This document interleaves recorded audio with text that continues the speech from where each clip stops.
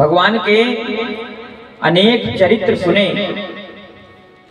और आज हम भागवत महापुराण के माध्यम से उसी ब्रह्म की लीलाओं की कथा भी श्रवण करेंगे। आज वह परमात्मा कैसा है? ब्रह्मा कहने लगे वह परमात्मा की तुलना साक्षात शिव भी नहीं कर सकते, उस परमात्मा की तुलना कामदेव भी नहीं कर सकता, क्योंकि वह परमात्मा सबसे बड़ा है। इस संसार में कौन सबसे बड़ा है? दीन कहे धनवान सुखी, धनवान कहे सुख राजा को भारी, राजा कहे महाराजा सुखी, महाराजा कहे सुख इंद्र को भारी, इंद्र कहे चतुरानन सुखी, चतुरानन कहे सुख विष्णु को भारी। और तुलसीदास कहते हैं, तुलसीदास विचार कर कहे हरि भजन बिना सब जीव दुखारी।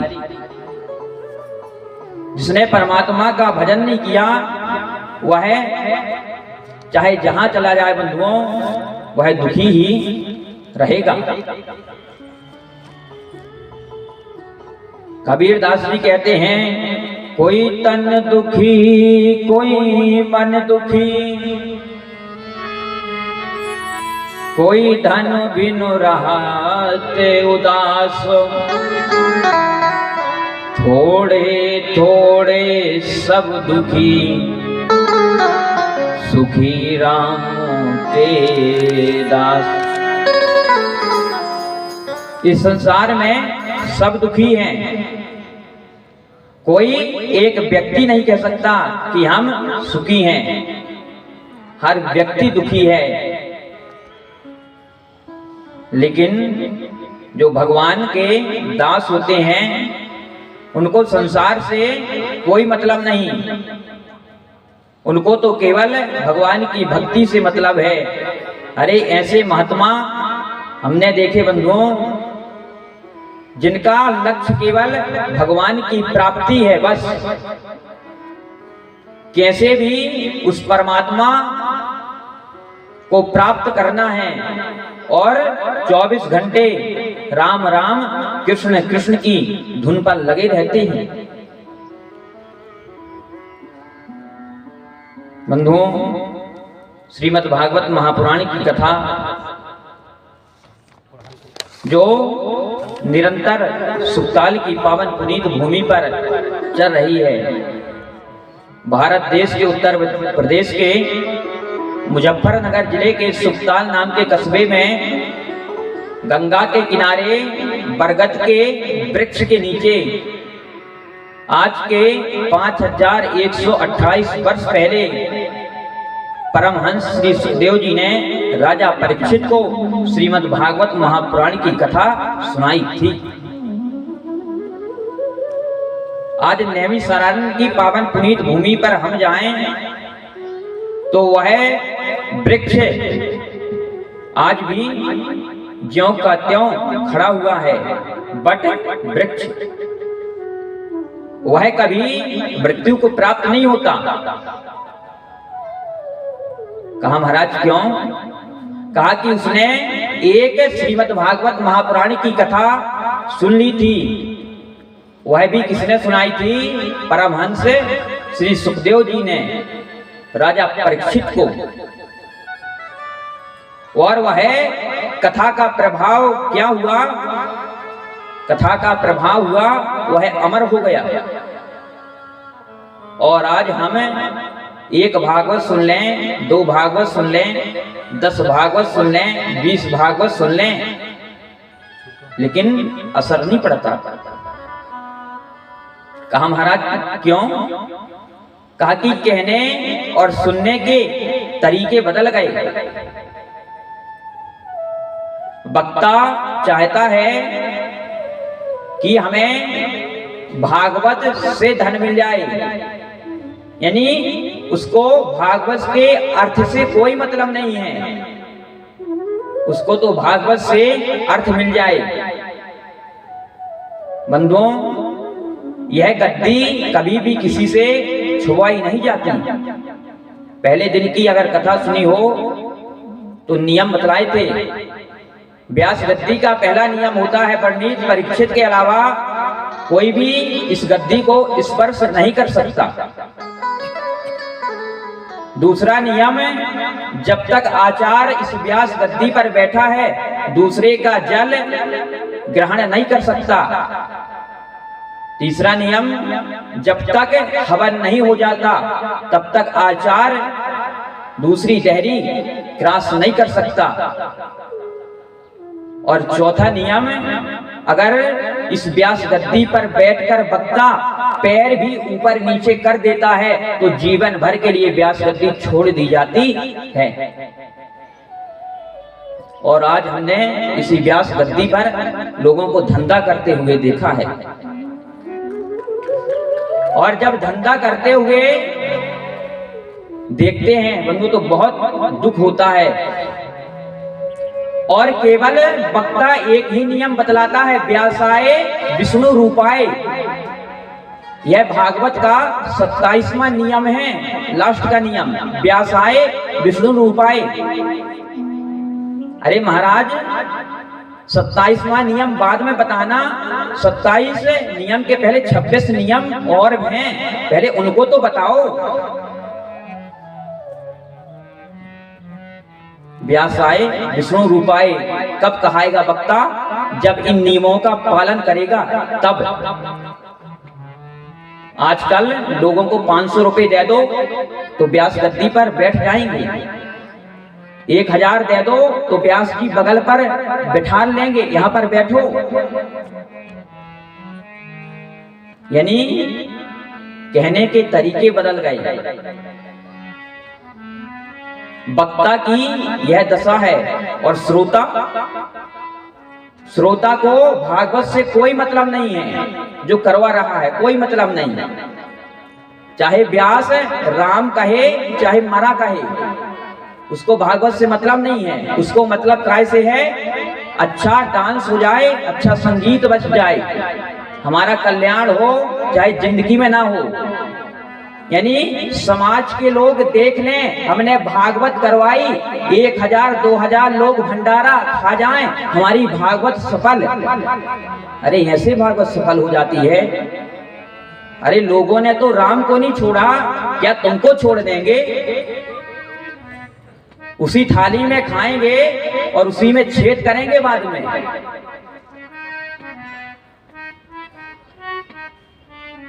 सुखदेव जी कहते हैं, राजा परीक्षित, जिनको उद्धार करना होता है ना, उस धुंधकारी ने बांस में बैठकर भी अपना उद्धार कर लिया था। और जिनको नहीं करना, सोफा सेट लगा दो, सोफा पे बैठा दो, कोई दिक्कत नहीं, बैठ जाएंगे और इस कान से कथा सुनेंगे, इस कान से निकाल देंगे। क्योंकि भागवत महापुराण की भाषा है ना जो, वह बहुत कड़ू है। यानी सत्य भागवत महापुराण कहती है। भागवत महापुराण का पहला श्लोक ही है, सच्चिदानंद रूपाय। यानी भागवत में ना किसी देवी ना देवता किसी की स्तुति नहीं की गई है, ना किसी का मंगलाचरण किया गया है, केवल सत्य की उपमा दी गई है। जो सत्य है और रहेगा और बाद में होगा, वही सत्य है। और कलयुग का व्यक्ति सत्य सुनना नहीं चाहता। अगर हम भागवत की कथा यानी पूरी सुनाते हैं तो लोग कहते हैं, महाराज क्या सुनाते हो, चुटकुला सुनाओ।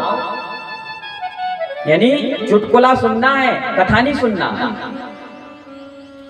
जब चुटकुला ही सुनना था तो फिर भागवत में काय क्यों आए?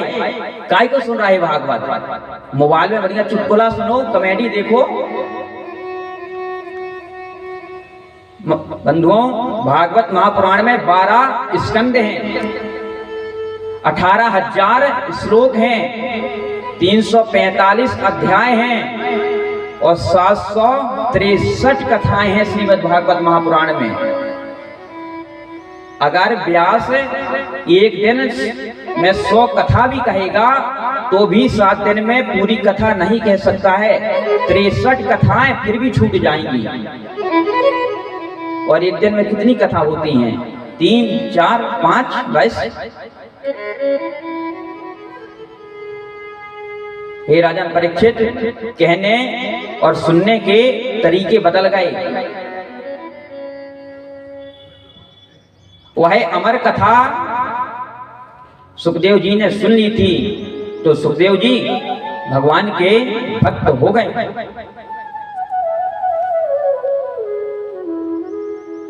सुखदेव जी कहते, राजा परीक्षित, भगवान के 24 अवतार होते हैं, जिसमें से 18 अवतार उत्तर प्रदेश की भूमि पर होते हैं, 2 अवतार मध्य प्रदेश के सतना जिले में होते हैं और 4 अवतार समुद्र के तट पर होते हैं। और बाकी इतनी बड़ी पृथ्वी पर भगवान का कोई भी अवतार कहीं नहीं होता, क्योंकि यह भूमि ऋषि की भूमि है, महात्माओं की भूमि है।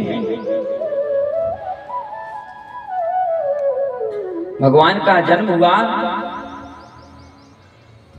और वसुदेव जी भगवान को लेकर कंस के कारागार से बाहर गए। जैसे ही कंस के कारागार से बाहर जाने लगे, देवकी मैया घबरा गईं और सोचने लगी, हे परमात्मा, कहीं पहरेदारों की आंख ना खुल जाए। अगर पहरेदारों की आंख खुल जाएगी तो यह हमारा पुत्र भी मारा जाएगा। कंस इतना दुष्ट राजा हुआ बंधुओं, जिसने देवकी के एक एक करके 6 पुत्रों को मार डाला था। आज वसुदेव जी कंस के कारागार से बाहर की ओर चल दिए। जैसे ही बाहर की ओर चले, घनघोर बारिश होने लगी।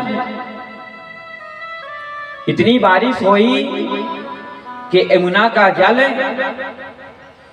वसुदेव जी के दाढ़ी तक आ गया।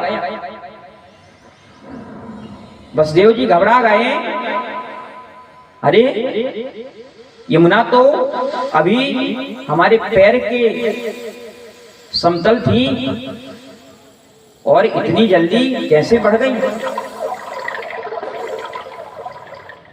सुखदेव जी कहते, राजा परीक्षित, यमुना के बढ़ने के कई कारण हैं।